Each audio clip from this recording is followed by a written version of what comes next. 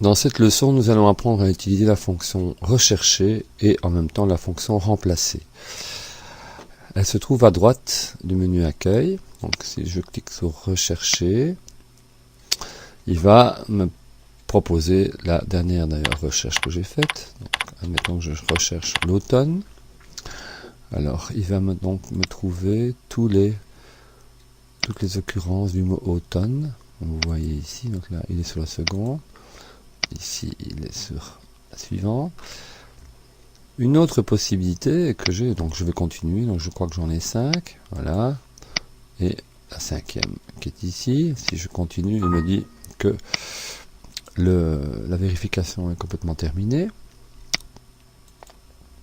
Je pourrais avoir envie maintenant de remplacer ce mot automne par le mot hiver. Donc voilà, j'ai déjà tapé précédemment, mais je le retape pour à des fins de montrer ce qu'il faut faire. Et j'ai le choix entre remplacer là, voilà, donc il va me proposer, est-ce que je veux remplacer celui-ci?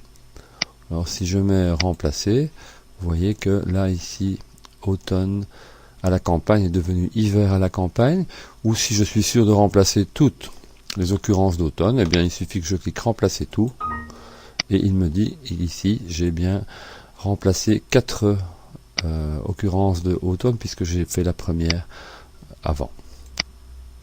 On peut fermer. Fin de cette courte leçon.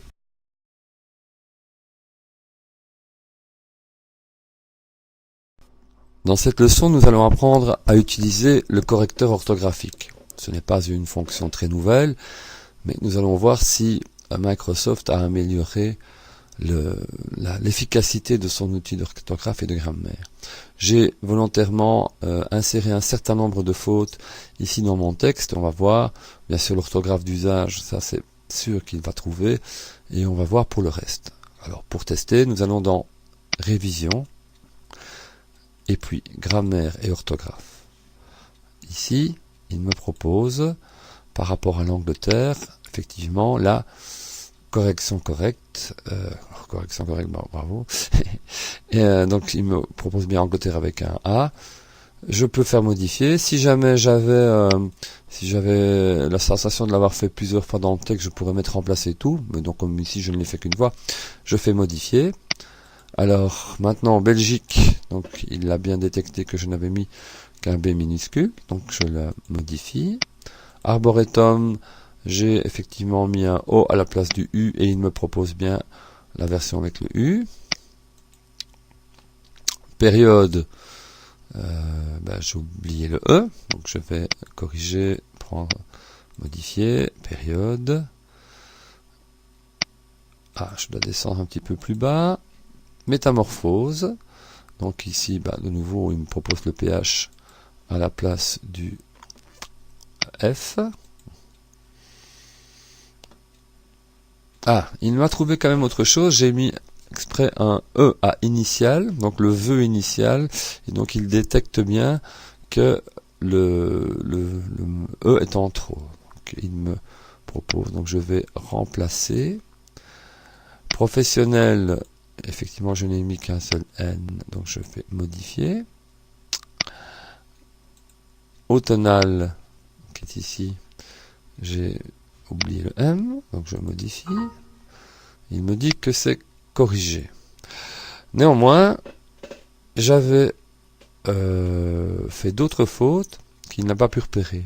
Donc, par exemple ici, c'était du vin de basilic avec un C, j'ai mis QUE, il n'a pas trouvé. Des roses anciennes, comme une ancienne, il n'a pas trouvé non plus.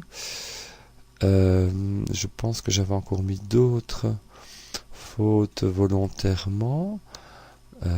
Voilà, le vœu initial de son auteur, il n'a pas détecté que son auteur n'était pas la auteur, mais l'auteur. Donc, en résumé, pour ce qui est de l'orthographe d'usage, ça fonctionne très bien.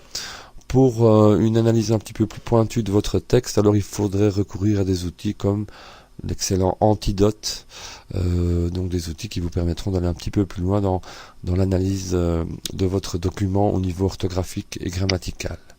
Fin de cette leçon.